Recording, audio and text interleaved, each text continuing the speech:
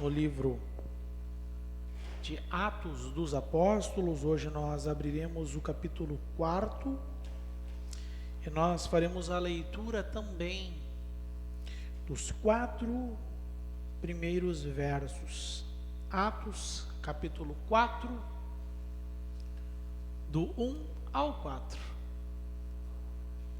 Os 4 primeiros versos. Vamos deixar para o Miguel fazer a leitura para nós. Olha como ele está atento lá.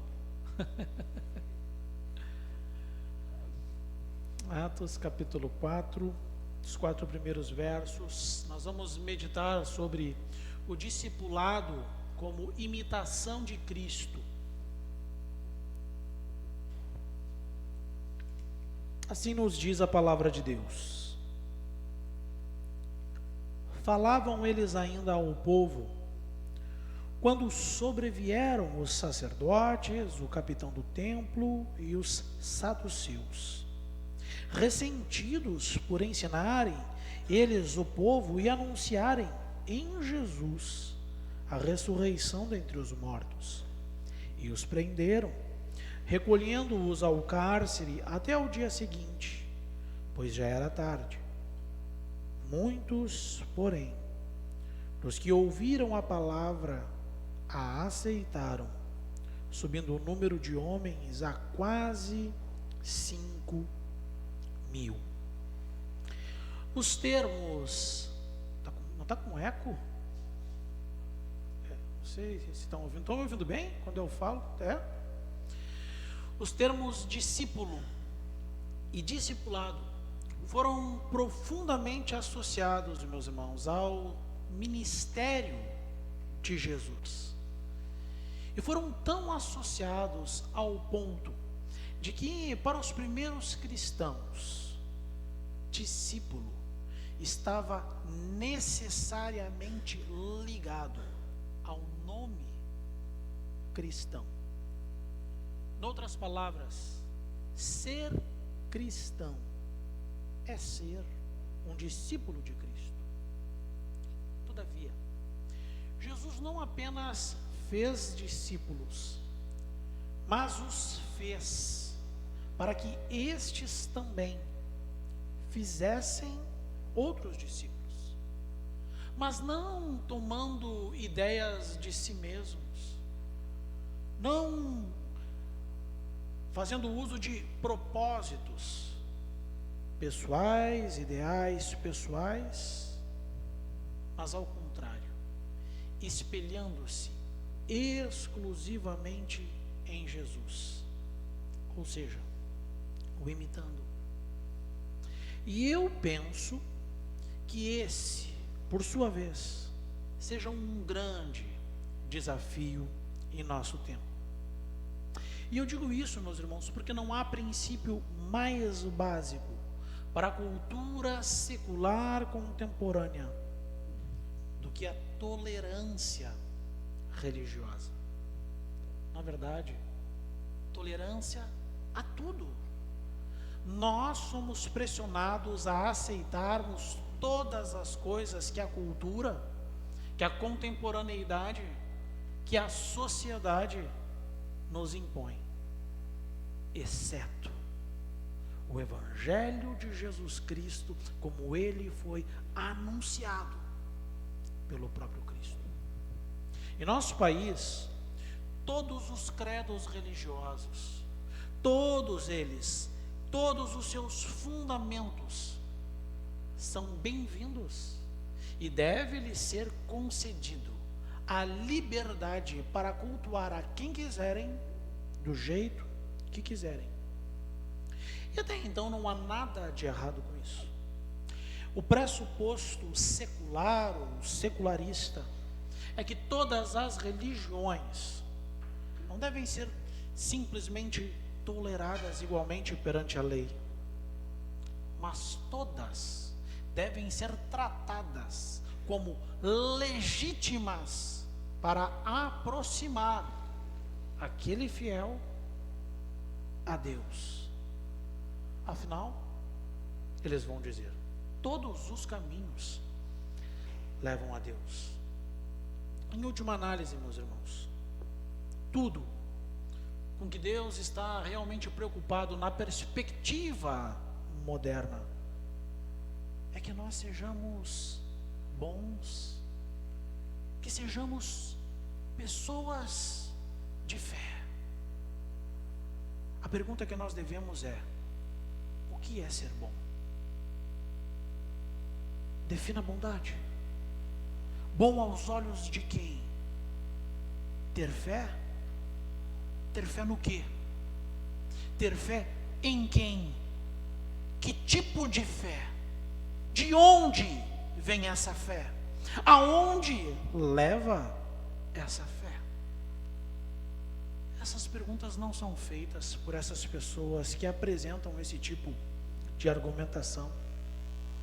Pode tudo em nome de Deus. Só não pode apresentar um discurso exclusivista. E aqui está o problema. Eu não consigo imaginar um princípio mais evidente e categoricamente oposto ao ensino da Sagrada Escritura. Não há nada em nossa cultura atual mais intolerável do que a exclusividade do nome de Jesus. Não há nada que seja mais intolerável do que deparar-se com a afirmação cristã de que para Deus eu estou preparado.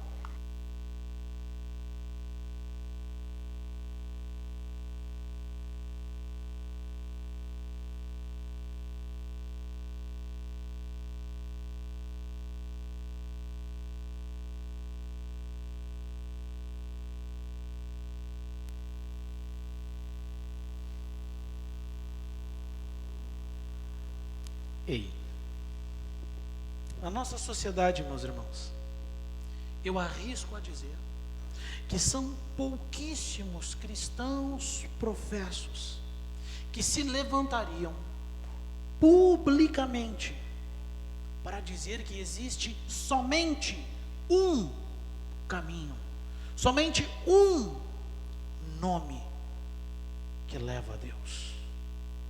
Esse caminho é Cristo, esse nome é Jesus. E o que me entristece é saber que o restante sequer percebem que são culpados de nada menos de traição ao próprio Filho de Deus. Como você observa essa realidade? Pois é, meus irmãos, ser discípulo de Cristo tem as suas implicações. Pensarmos no discipulado, pensarmos em seguir a Cristo, pensarmos em sermos cristãos, implica parecermos com Cristo. Eu quero tratar nessa noite de pelo menos 13 implicações que nós encontramos nesses 4 primeiros versos do capítulo 4, do que significa ser um discípulo de Jesus. E a primeira implicação é que todo discípulo tem uma prerrogativa. Isso está no versículo 1. Lembra? A igreja primitiva está surgindo. E a primeira perseguição dessa igreja recém-formada estava prestes a irromper. E como sempre, meus irmãos, uma perseguição começa sendo fomentada pelos líderes. O texto nos apresenta aqui 3 grupos: os sacerdotes, o capitão do templo e os saduceus. Assim nos diz o verso 1. Falavam eles ainda ao povo quando sobrevieram os sacerdotes, o capitão do templo e os saduceus. Como nós vimos, meus irmãos, no capítulo 3, o sermão de Pedro foi pregado no pórtico de Salomão. Isso quer dizer? No templo. Enquanto João e Pedro ainda estavam falando ao povo, essa liderança popular se aproxima. E é importante que nós observemos a palavra utilizada aqui. Ela é traduzida por sobrevieram. Mas, meus irmãos, não é uma simples aproximação, não é uma simples abordagem. Essa palavra é a mesma palavra utilizada no capítulo 17 e o verso 5 aqui de Atos, quando Pedro e Silas estão sendo perseguidos em Tessalônica. A ideia, portanto, aqui é que esses homens se aproximaram com uma intenção maligna por trás. A intenção era gerar algum dano, algum prejuízo, impedir de alguma forma que Pedro e João continuassem evangelizando e falando de Jesus a essas pessoas. Nós temos aqui 3 grupos distintos: os sacerdotes, um policial, um oficial religioso e os saduceus. Vale lembrar, meus irmãos, que os sacerdotes tinham a responsabilidade de cuidar do templo. Todas as prerrogativas religiosas e culticas eram responsabilidade dos sacerdotes. O capitão, como já disse, era um oficial do templo, e ele também tinha a sua responsabilidade de manter a ordem no templo. No entanto, estava sujeito às ordens e às instruções dos sacerdotes. Os saduceus, por sua vez, era a ala intelectual, as famílias mais nobres do judaísmo. Eles inclusive divergiam de alguns pontos doutrinários específicos dos sacerdotes, mas quando é para lutar contra o nome de Jesus, vale a pena se unir.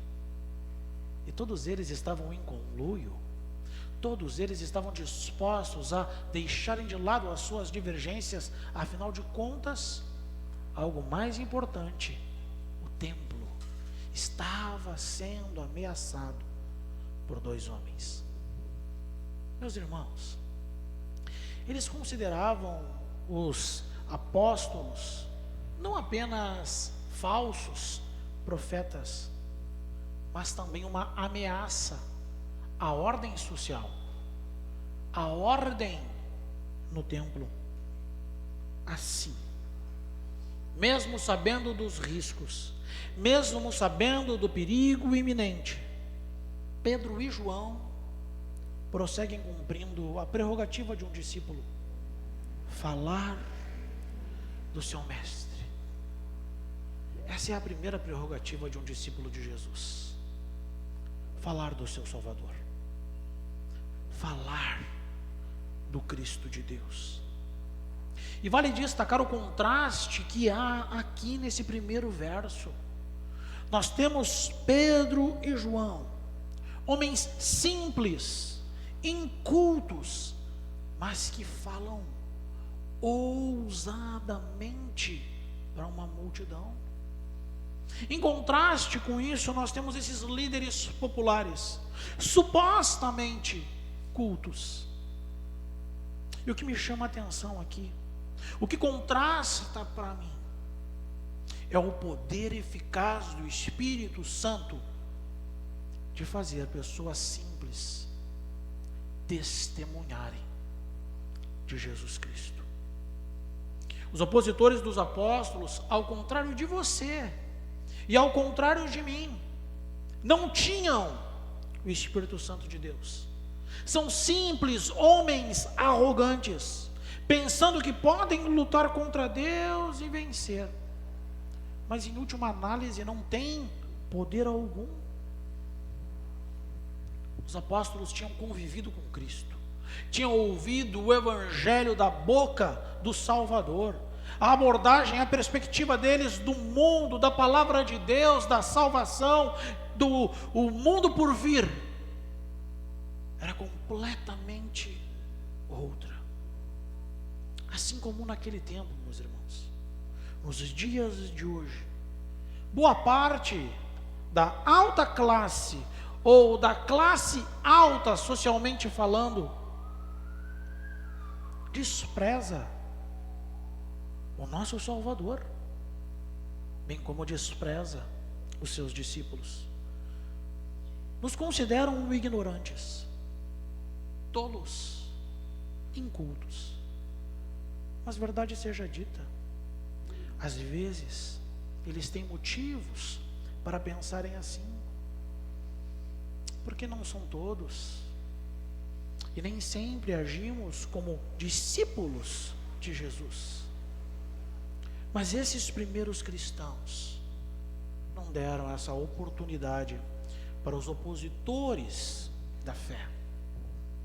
Eles responderam ao desprezo e aos insultos com oração.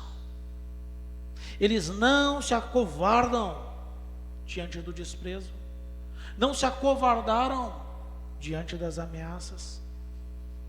Imagine você, foram aquelas pessoas que prenderam, mataram, crucificaram o seu mestre. Você iria falar do seu mestre para eles? Você iria insistir com esse discurso e com essa postura publicamente? Eles continuaram a proclamar a mensagem de salvação exatamente como Deus lhes ordenou.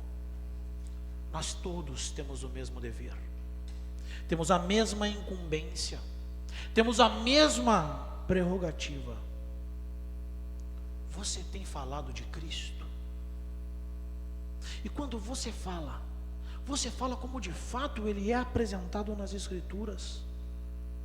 Você tem exercido um papel de um discípulo de Jesus? Esse momento que nós estamos vivendo é uma ótima oportunidade para falarmos de Cristo. Ontem um irmão comentou nos meus status e ele disse: as pessoas não precisam aprender sobre soberania de Deus, as pessoas precisam de comida, de teto e de agasalho. Talvez você se escandalize com a minha resposta, mas ela é a pura verdade. Muitas dessas pessoas sempre desprezaram as casas, as suas famílias e tudo aquilo que o próprio Deus havia dado a elas. Uma catástrofe como essa não é um motivo para nós desprezarmos ou fingirmos que Deus não está no controle de tudo. E isso não é frieza do meu coração. Mas me espanta uma postura dessas diante de um cenário onde as pessoas precisam ouvir o Evangelho, entendendo que somente Cristo pode confortar o coração de uma pessoa que perdeu tudo, não uma sacola de comida. Somente o Espírito Santo pode confortar devidamente a alma angustiada de alguém que perdeu todos os seus bens e não um colchão. Nós temos uma mensagem transformadora em nossos corações e deveríamos tê-la também em nossos lábios, mas nós nos preocupamos com aquilo que deveria ser secundário, porque Cristo talvez seja secundário nas nossas vidas, meus irmãos. Essa era a postura dos discípulos. Eu não estou fazendo pouco caso, meus irmãos, de nada disso. Mas nós não devemos subjugar o Evangelho, tampouco o nosso Salvador, diante das circunstâncias. Esse comentário me feriu profundamente, porque uma pessoa que se diz crente, o que é o Evangelho? Qual é o poder do Evangelho? Por que nós não falamos do Evangelho? Nós não falamos por medo? Temos medo de que as pessoas nos abandonem? Temos medo de perder alguns seguidores? Temos medo de perdermos alguns amigos? A Bíblia diz que nós não devemos temer aos homens, que podem apenas tirar a nossa vida, mas devemos temer a Deus.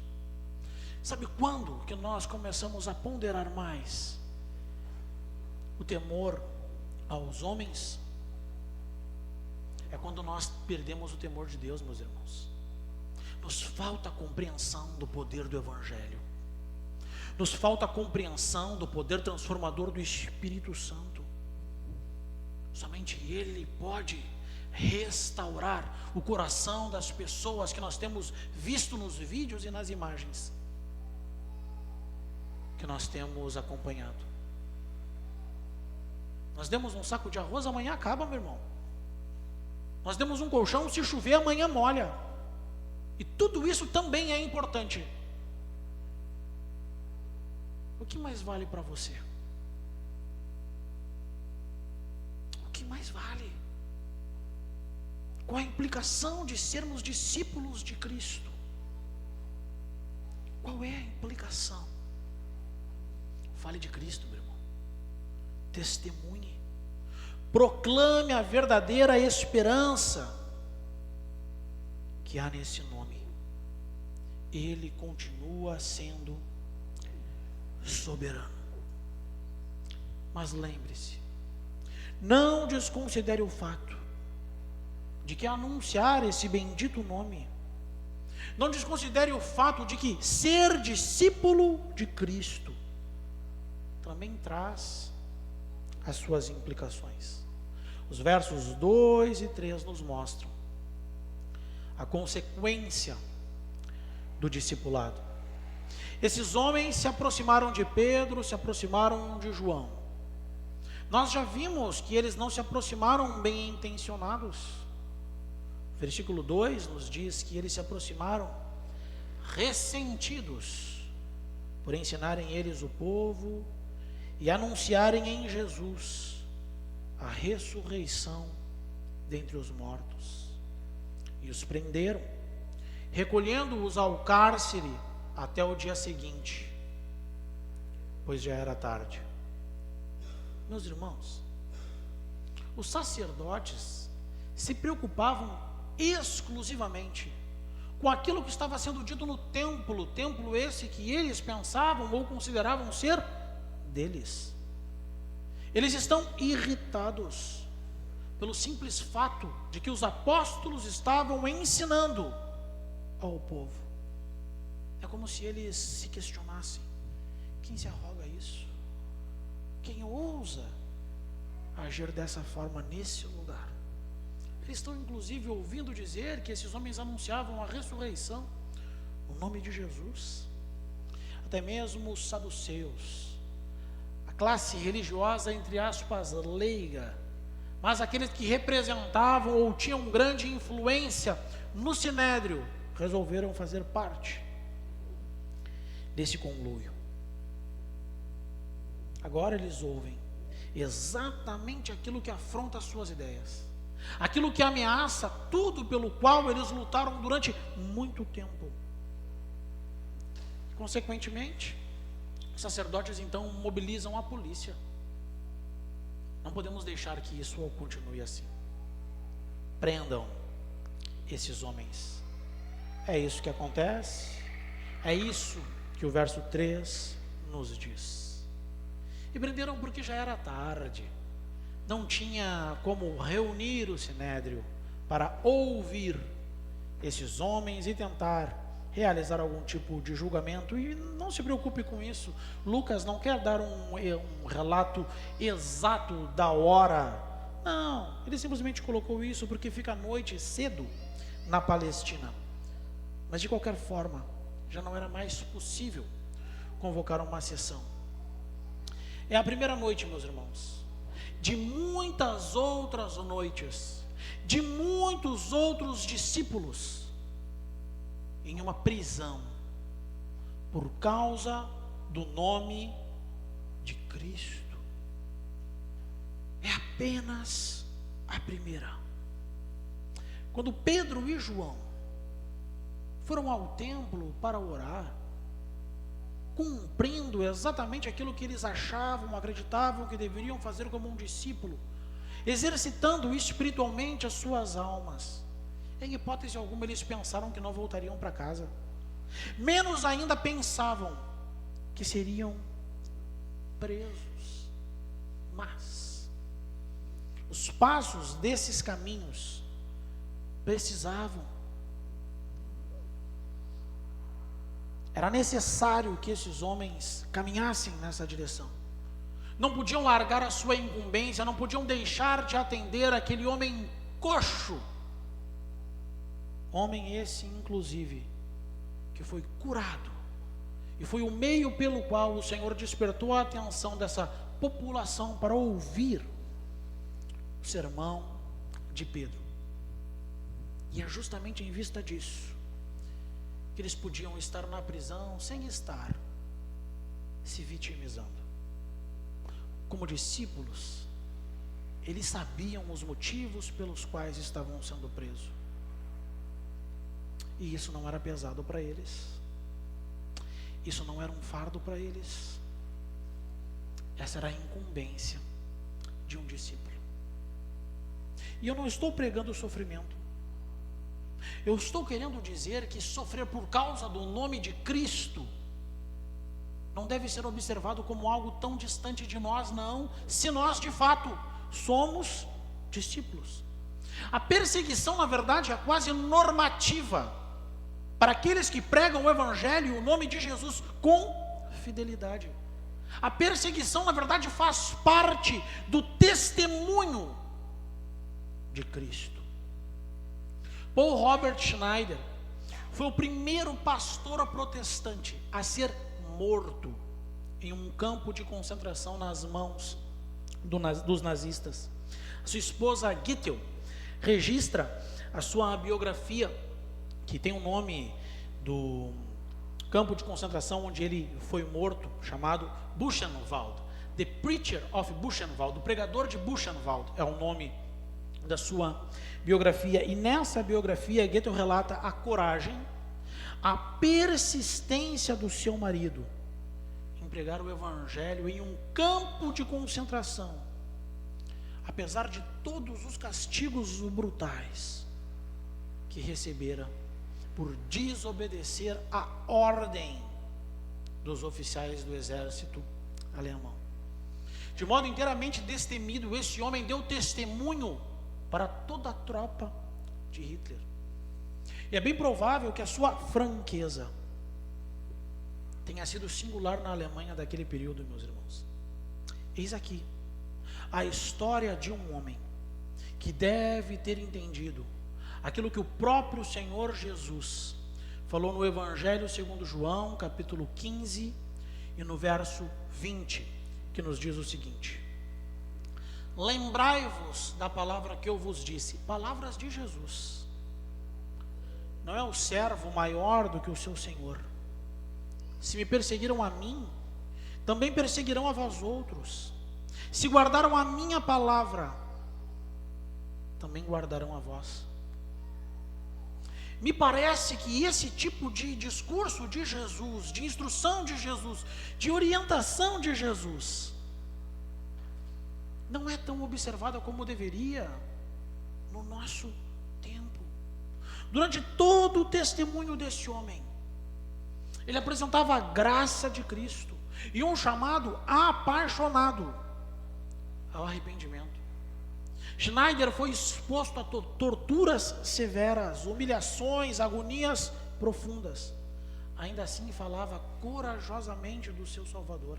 Até mesmo Karl Barth falou sobre esse homem em uma carta escrita em 3 de agosto de 1939. Karl Barth escreve o seguinte a respeito de Paul Robert Schneider: o seu testemunho fiel ajudou muitos a fazer e a dizer o que era certo. Veja que interessante. E Deus o honrou ao permitir que sofresse. O Novo Testamento fala dessa honra de sofrer por Cristo. Quando é por Cristo, nunca é em vão. É um sinal que aponta para o alto, onde honra é concedida e onde a coroa da vida será recebida. Como você gostaria de ser lembrado na história? Como você gostaria de ser observado ou observada pelo próprio Deus? Como um discípulo? Como alguém que proclamava Cristo? Que anunciava anunciava o seu Salvador, ou como um covarde que tinha uma mensagem de salvação e por mais medo dos homens do que de Deus, se calou durante toda a vida porque considerou as outras coisas mais importantes do que o reino de Deus. Como você se vê? Como alguém que simplesmente despreza o Evangelho, a palavra que tem nos alcançado, nos libertado e nos salvado? Ou como um servo bom e fiel? Nós temos essa mensagem, meus irmãos, uma mensagem capaz de transformar qualquer vida. Ou a sua vida não foi transformada? Uma mensagem de paz, a única mensagem de reconciliação com Deus. Tudo isso para oferecer a um mundo em ruínas. Qual é o nosso medo?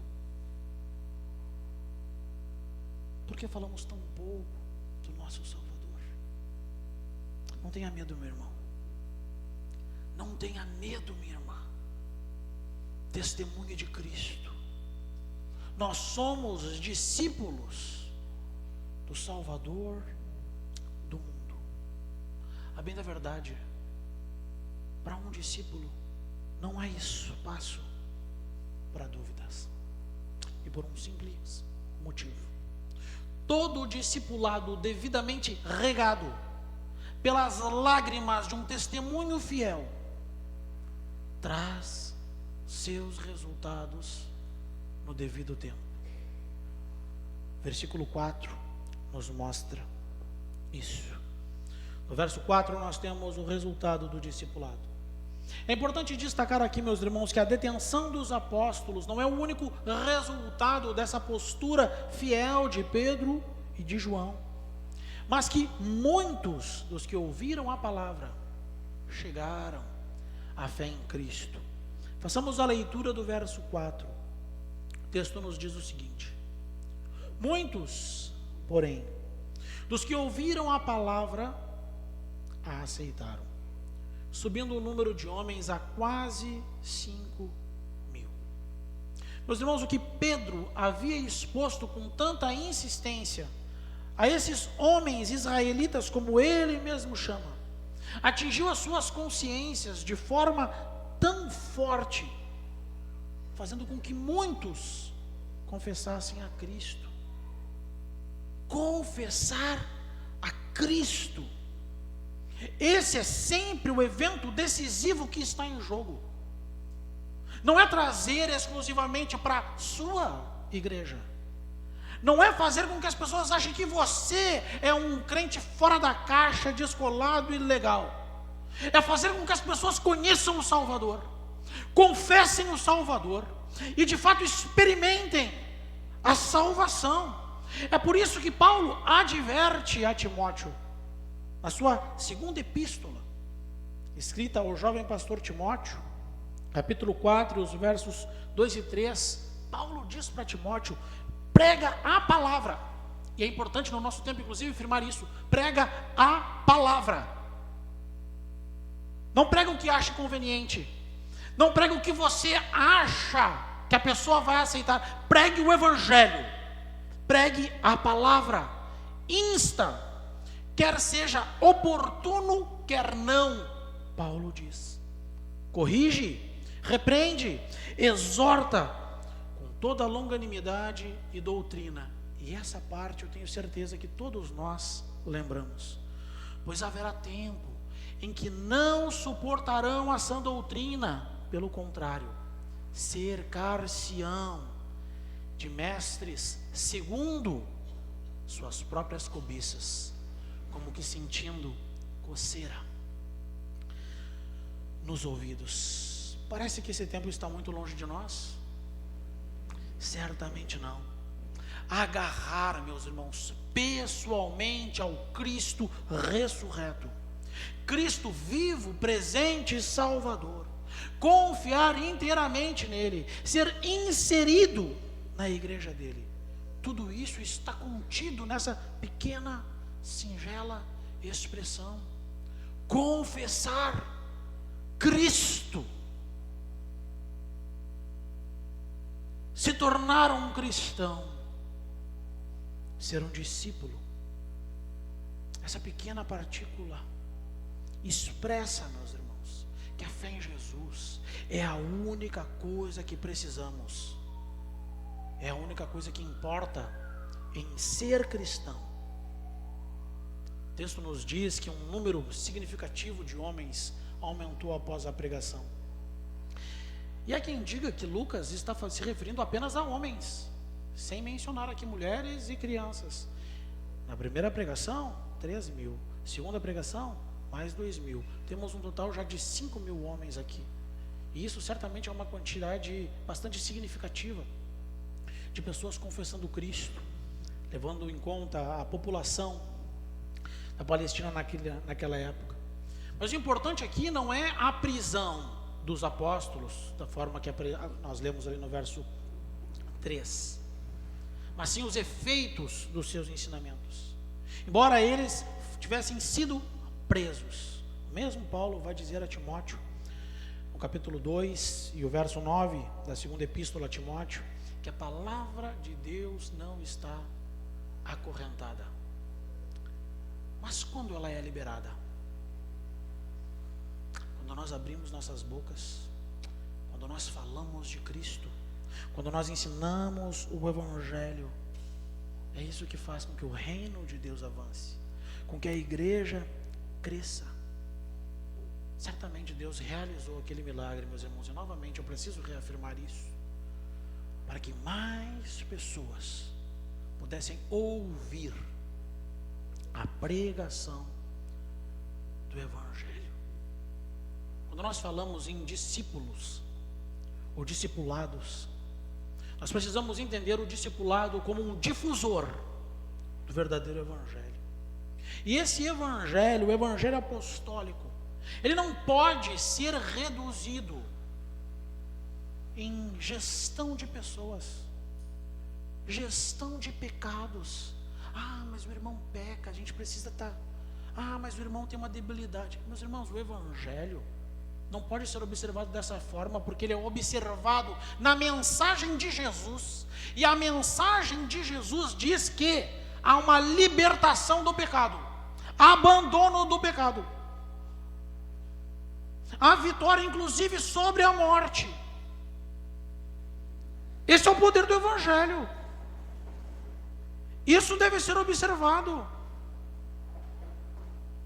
Isso deve ser desejado, meus irmãos. Por favor, entenda.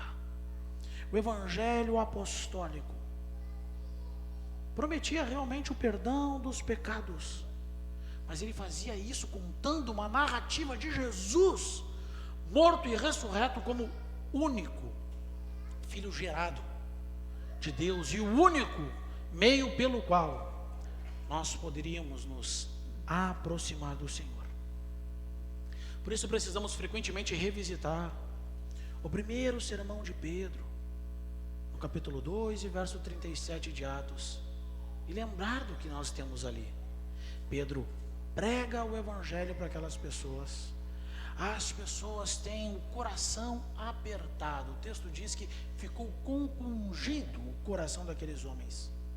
Então eles perguntam para Pedro e para os demais apóstolos: que faremos, irmãos? Qual foi a última vez que você anunciou o Cristo para alguém e a pessoa ficou interessada dessa forma? O que eu devo fazer daqui para frente? Como eu devo viver? Como deve ser a minha vida com Cristo? Ou qual foi a última vez que você se preocupou em evangelizar alguém e acompanhá-la para que ela pudesse aprender sobre como é viver com Cristo? Nós não ouvimos com tanta frequência essa pergunta: o que devemos fazer após confessar Cristo?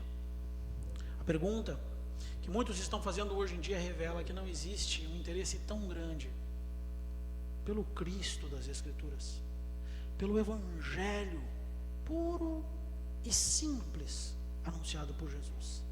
A pergunta mais comum é: será que Jesus quebra o meu galho?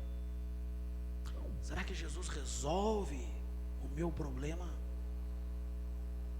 Isso até acontece, mas há uma distinção em quem faz a pergunta.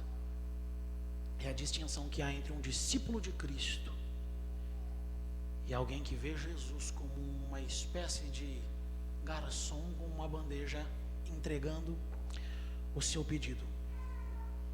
Nós precisamos conversar mais sobre Jesus. Precisamos falar mais dele às pessoas.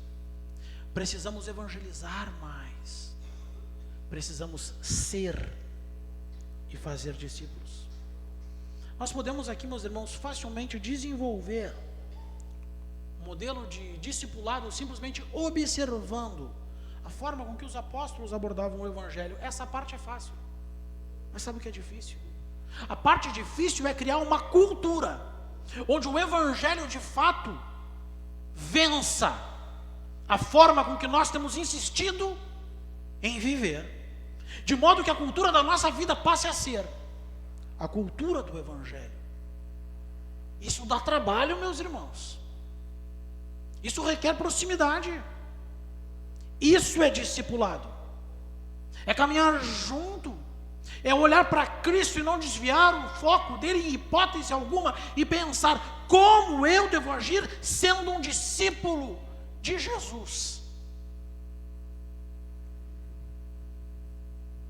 Se observarmos, meus irmãos, as palavras do próprio Jesus em seu credo, quando ele diz que nós devemos amar a Deus, que nós devemos amar o próximo, ou a sua palavra quando nos chama para servi-lo, a consciência do evangelho jamais se afastará da nossa mente.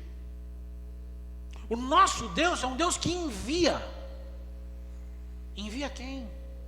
Envia os discípulos, meus irmãos.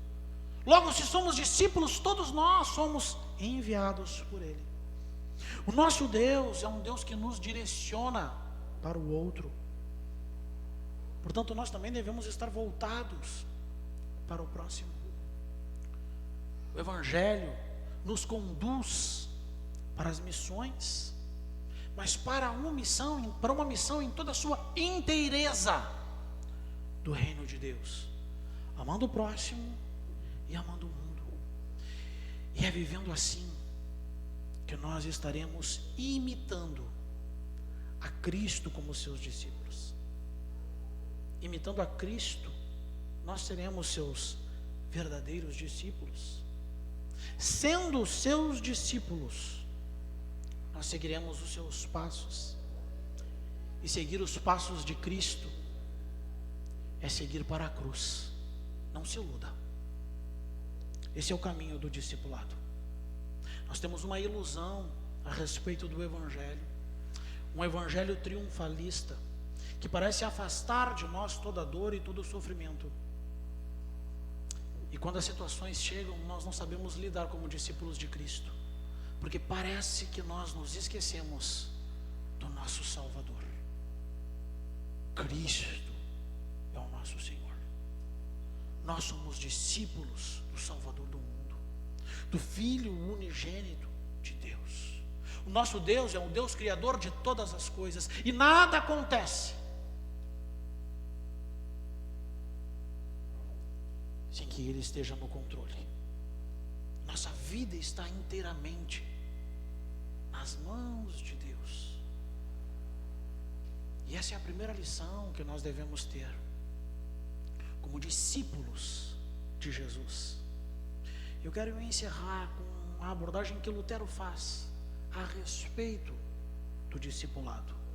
Lutero diz o seguinte, e abro aspas para Lutero: eis o caminho da cruz, tu não o podes achar, eu tenho que guiar-te como a um cego. Por isso, nem tu, nem ser humano, nem criatura, mas eu em pessoa te ensinarei, através do meu espírito e palavra, o caminho que deves trilhar. Não a obra que tu escolhes, não o sofrimento que tu imaginas, mas sim o caminho e o sofrimento que te é preparado contra a tua escolha, contra teu pensamento, contra o teu desejo. A esse segue, a esse te chamo, nele ser discípulo. É tempo oportuno, teu mestre chegou. Nós vivemos por vezes como se Cristo nunca tivesse vindo a essa terra, nunca tivesse dito o que disse, nunca tivesse feito o que fez, e nunca tivesse sido assunto ao céu, de onde Ele reina à destra de Deus Pai. Que nós possamos, meus irmãos, com base nesses 4 versículos, enfrentar tudo que vier à nossa frente, certos de que somos discípulos de Cristo, de que a nossa segurança está nele. E volto a dizer, que estarmos hoje aqui, no dia do Senhor, reunidos, precisa ser observado como um privilégio. Um privilégio. Nós precisamos aprender mais o que é ser um discípulo, para que nós possamos desfrutar daquilo que aos discípulos é oferecido. Que o Senhor nosso Deus nos conduza, meus irmãos, por esse caminho do discipulado.